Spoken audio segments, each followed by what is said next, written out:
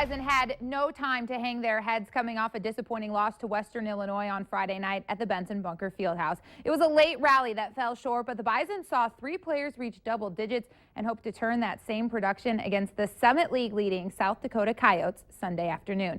It was a hard start for the Herd, though, trailing by as much as 23 in the first half. They're down as much as 16 in the second half, but senior Brooke Lamar will spark a charge, pulls up for the jumper at the top of the key, and the Bison begin their charge. And it's because of teamwork like this. Emily Spear with the big rebound, quick out pass to Lamar, and she hits Brooke Yagi on the fly. Layup is good, and they aren't done there. They'll force a turnover, and it's Liz Kina. She had a season high on the boards Friday, grabs a season high in 22 points in this one. Bison within 8 now. Taylor Thunstad adds doubled figures for the Bison as well. A big 2 of her 13 pulls NDSU within 4.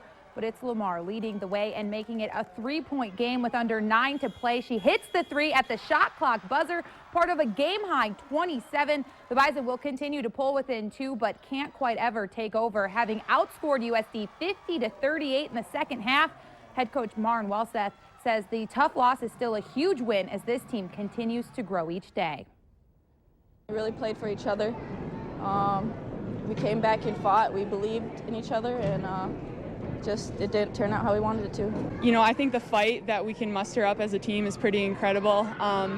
You know, last year I don't think it would have been the same story as it was tonight, but I think we came together as a group and kept our composure really well. They're giving us the effort, and as long as we keep chipping away, we'll come out on top when the time's right for us.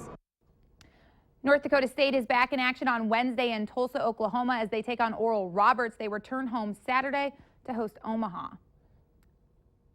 It's safe to say the women's team is exceeding expectations, but they aren't the only ones. NDSU head men's basketball coach Dave Richman opened his post-game press conference Saturday, recognizing what many say this season is already a win. They've far surpassed the bar set for them, but he says no. This season is far from over for the Bison men, and right now Richman is focusing on the need to build on the leads they give themselves. In doing so, they'll prevent allowing the threat of a comeback. One of the reasons Saturday's win over South Dakota was so much fun to watch. They were locked in defensively as much as they were offensively.